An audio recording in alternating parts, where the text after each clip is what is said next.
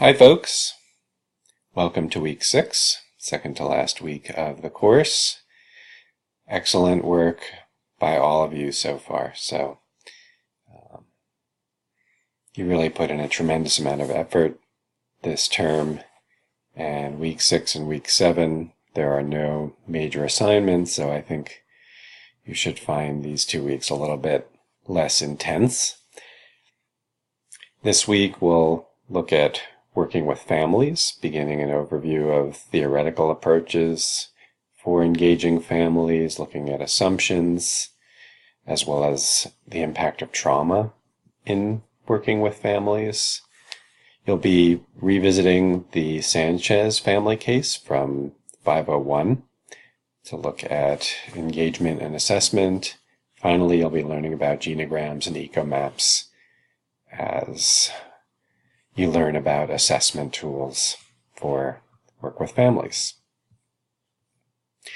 Objective this week is to demonstrate an understanding of assessment intervention and evaluation with family client systems. As far as the learning resources, you'll have chapters from the texts, the Poulin text, Generalist Practice with Families, the Schulman text, preliminary and beginning phases, and family practice and middle and ending phases. And I'll be putting up a couple of PowerPoints for the Schulman text.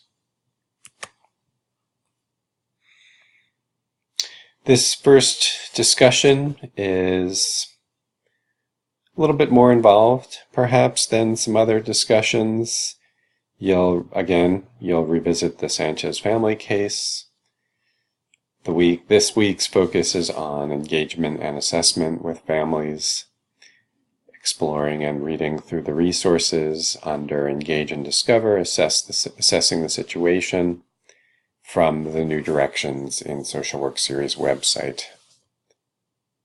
I'm not going to read through all of this, but make sure to read through this in detail in terms of figuring out exactly what pieces to address in terms of your post prompts, looking at the introduction, the case file, ecomap, interaction matrix, the town map, some critical thinking questions, and secondly, assessing the situation by looking at the introduction, the genogram, under biopsychosocial perspectives.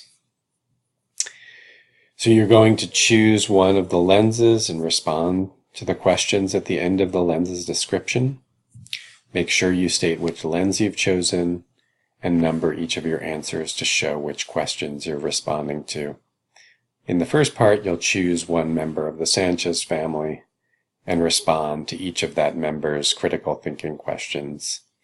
There, you'll make sure to state which family member you've chosen and number each of your answers to show which questions you're responding to. So in this first part, it's really looking at the individual family member, and in the second part, you're going to identify a lens and discuss it.